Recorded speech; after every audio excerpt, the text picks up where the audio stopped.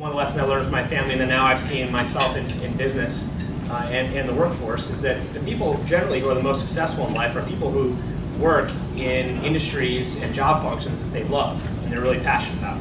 There are people who don't necessarily go and just try to make a lot of money because they think that's a really cool, neat thing to do.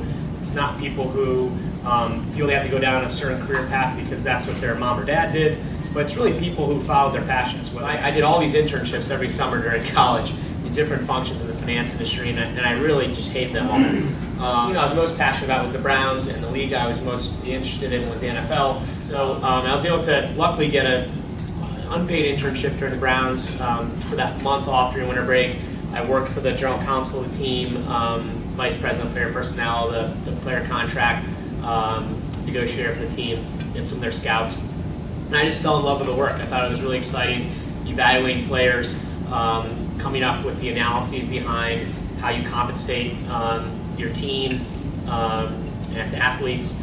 And I thought, I think I found my calling. I wanted someday to be an NFL GM or an NFL team president. The guys I've worked for started their careers off in the league office headquarters in New York. So they put a bunch of calls in for me at the league, and was able to get a one-year internship in New York City at the NFL League office. And it was one of the best years of my life. The NFL League office is really entrepreneurial. There's a ton of different departments. They're the most cutting-edge professional sports league in the world. I went back to the Browns.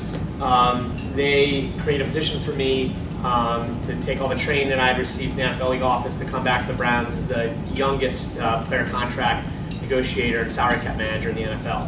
So I went back to the team and worked with their GM and head coach and their general counsel to value the players around the league, and then when we figured out what players we wanted to sign or draft them. But unfortunately, the team did not do well during my first few years there. So I think we went through 3 head coaches, 2 general managers, and 2 team presidents. And so every season, my boss and I were really fighting for our jobs. The NFL, I learned in a lot of ways, is an old boys network. I mean, that's how a lot of professional sports is.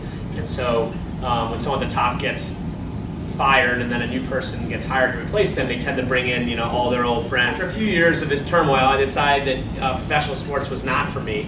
I didn't like how your whole livelihood, and luckily I was single at the time, but if I were to be married and have kids, your whole family's livelihood would be tied to how an NFL head coach is performing on Sunday or how some professional athlete performs on the field. I wanted to do something entrepreneurial.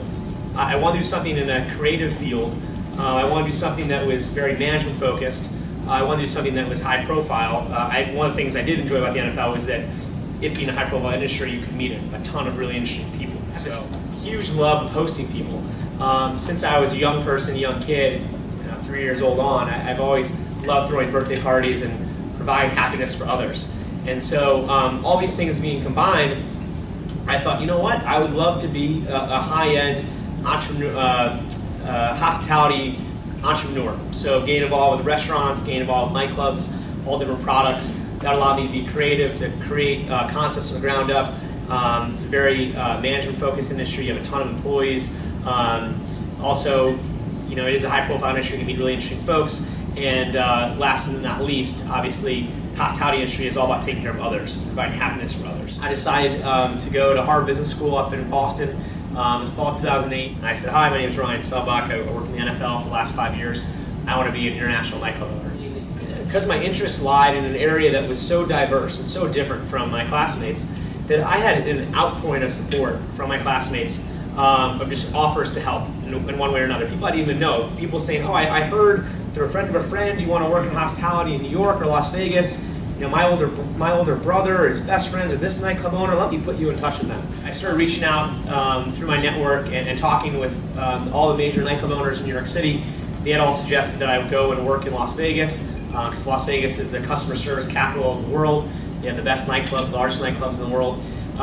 So through networking, I was able to get to probably the best nightclub restaurant company in the country, the Tao Group, and convinced them after they told me no 5 times to take me on as an intern that summer. They had never had an intern before. They had never had someone with working on their MBA join their team. I got to do everything from working on the floor as a busboy to managing our go-go dancers and bartenders and cocktail waitresses, to sitting in very high-level management strategy meetings, HR meetings. When I'd be with, it would just be me and the owner of the company talking to their director of HR about whether their new GM of their newest restaurant was going to cut it, or not. I started studying different U.S. markets to enter into with my first concept, which would be a high-end nightclub product.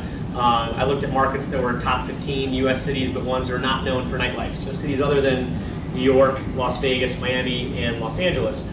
And I ended up being really attracted to Washington, D.C. because of its demographic data. At the time, 7th largest city in the country, in Greater Washington, that is, 4th in per capita income, 5 professional sports teams, so you have a built-in celebrity customer base, a very international city, it's a well-traveled city.